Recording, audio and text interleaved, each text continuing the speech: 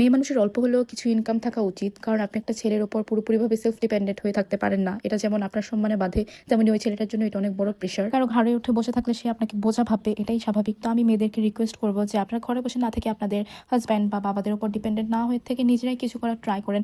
এখন অনেক ধরনের বিজনেস আইডিয়া আছে। আপনারা বেকিং সেক্টরটা যেহেতু হাইপে আছে, আপনারা চাইলে বেকিং শিখতে পারেন। সাধারণত বেকিং রিলেটেড ছাড়া অন্য কোনো টপিক নিয়ে কথা বলি না, কিন্তু আজকের টপিকটা আমার বলতে ইচ্ছা করছে। সেটা হচ্ছে কি ডক্টর সাকিয়াকে নিয়ে। বিসিএস ক্যাডার ডক্টরের সাথে একজন ভ্রমণ কন্যা। তো আমি মনে করি উনি ওনার লাইফে যথেষ্ট সাকসেসফুল একটা উইমেন, আর অনেক স্ট্রং একটা উইমেন। সাকসেসফুল আমাদের দেশের প্রত্যেকটা মেয়ে কিন্তু না। ওনাদের ডিভোর্স হয়ে গেছে, এখন উনি এতটা সাকসেসফুল যে উনি নিজের মতো লাইফ লিড করতে পারবে। উনি নিজের পায়ে দাঁড়িয়ে গেছে, উনি চাইলেই বিদেশে চলে যেতে পারে, ওনার ক্যারিয়ারটাকে নতুনভাবে স্টার্ট করতে পারে। সাকসেসফুল হওয়ার পরেও উনি ওনার হাজব্যান্ডকে নিজের করে রাখার জন্য ওনার হাজব্যান্ডকে জিজ্ঞেস করছে ওনাকে ফর্সা হতে হবে কিনা, লম্বা হতে হবে কিনা, ওনার মধ্যে কোনো চেঞ্জেস আনতে হবে কিনা। আমি মনে করি ওনার এগুলো আনার কোনো প্রয়োজন নেই। উনি যথেষ্ট ট্যালেন্টেড একজন পার্সন। আর ওই স্টোরির বেসিসেই বলা হয়েছে যে মেয়ে মানুষের অল্প কিছু হলে ইনকাম থাকা উচিত, এটা আপনার পায়ে নিচের মাটি স্ট্রং। তারপর আমাকে ইনবক্সে নক করছে আমি অনলাইনে ক্লাস করাবো কিনা। তো আমি অবশ্যই ক্লাসটা করাবো, কিন্তু সবার আগে নিজের সেলফ প্রিপারেশনের একটা বিষয় থাকে।